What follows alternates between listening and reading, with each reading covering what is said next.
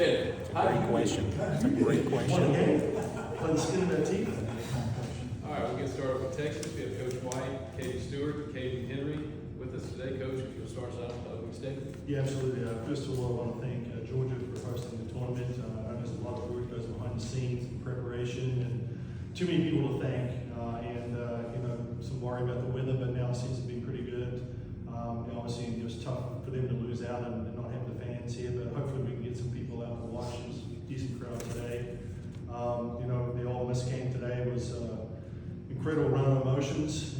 Definitely a roller coaster. You're up and you think you've got one on hand, and then they keep fighting, and you got to tip your cap to them. They played tremendously well, especially in the field. Some late plays there, but for our team, just some good fight and come back together and take the win in a big situation.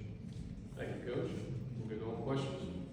Mike, when they had that little mishap at second base and you knew Neil was coming to the plate, what was your level of confidence considering how she's been swinging like that? Yeah, if anyone's going to do it, it's her. I know she was disappointed. She had a chance earlier to be able to do some damage with 2 out and just pop that pitch up. Fortunately she was able to come through, but it's hard to beat her with the pitch. She's going to get some sort of bat on it, and fortunately she did enough of it over the center was here. First rookie. Big picture question. Now that you've had a full regular season in the SEC, what stands out to you about the conference?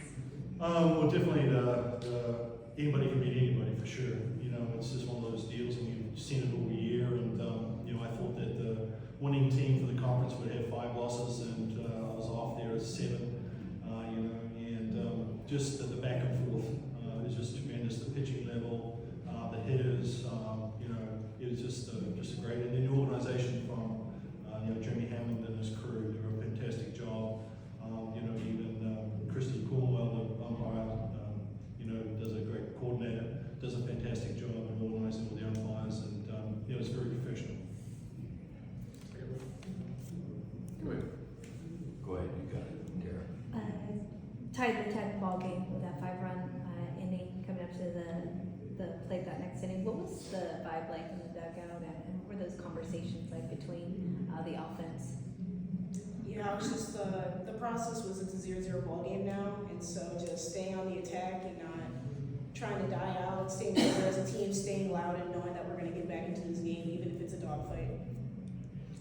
You get punched in the mouth, right? And it's adversity at that point, but it's being able to make those adjustments, trust each other, and making sure to do what we can on the field and at the plate to be able to push through and get the win that we needed. And Katie, can you walk us through that home run at bat and what was the plan getting into the box there? I think the first pitch, kind of knowing that I was way above the ball, so knowing that the adjustment needed to be made right then and there. Also just trusting myself, knowing that's kind of a pitch that I haven't been the best at, so knowing that I was able to execute that in that moment right there was a lot of emotions for me. First row. And Kate, in your last at bat, what did you see when Ashton's going to second, going first? I kind of just knew I hit it right to her, so it's kind of just like, okay, we're gonna have to go back out there. But seeing that there's a ball, knowing that the speed of Ashton puts pressure on them, knowing that's gonna be hard for that play to be made to get me out, it was a lot of confidence knowing that Mia's right behind me and the way she's been playing this season. That we had it in the bag. Question for Mike. On the pitching changes, timing, where were you at on Tegan to set, and then for Katie, shortstop, how's that feel, and is that your future? You want to go first? Shortstop, I've said it before, but growing up in high school, I played shortstop, and so knowing that there was a possibility I could come play there at some point this season, I think it's just having the confidence in myself that I have played there before, and I know how to play it. It's just getting back to the swing of things and staying confident. And really, who knows what's in the future? It kind of just depends on how the team clicks together. As far as the pitching changes go, that's always a tricky situation. If you do it or you don't, hindsight can always be much better looking.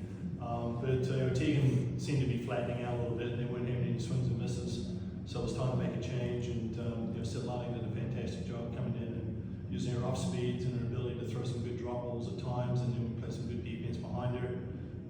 and they still got a couple of runs, but at least we kind of bent, but we didn't break. And I think that's important in that situation that we were able to do that. And of course, they got a little unlucky with that line out to center field that Cade made a nice catch on. You gonna stay here and watch the next game? Or are you gonna go back to the hotel? Well, fortunately, our boss has TV, so so we're about an hour away. Would you like to see A&M again, considering you missed them this year and how good that series was last year in Super Regionals? Oh yeah, for sure. Why not? I mean, it prepares us just for the next week regionals. It prepares us for super regionals as we do our job, and it prepares us for the World Series as well. Any more questions? I get one more for Mike. What do you think of the facilities? Yeah. In general, what do you think of the facilities in the SEC? And what's it gonna take to get something like this in Austin? Yeah, those are good questions. We're very interested in looking at other facilities around the country, what they have, especially SEC, and there's been a lot of major upgrades throughout the conference, and of course Georgia spent a lot of money on theirs, and I guess there's more plans to finish the stadium itself, and so it's going to be interesting to see how that all comes out. But we know we're lagging a little bit. That stadium was built in 1997, and it's showing its age in areas, but we did put a new indoor facility up there. It was great for the players and a player development center. So that was our #1 priority, but now the priority is to actually make a stadium, hopefully with a roof that we can protect the fans from the sun and also trap the noise. Oklahoma's is first class, as far as housing over 4,000 people. I think that shows that if you build it, they will come. I think that we have a waiting list for season tickets in Austin, and I think we can do the same thing. I mean, the level of softball these young ladies are playing is tremendous, and it's a great game to watch. Anything else for Katie or Kate?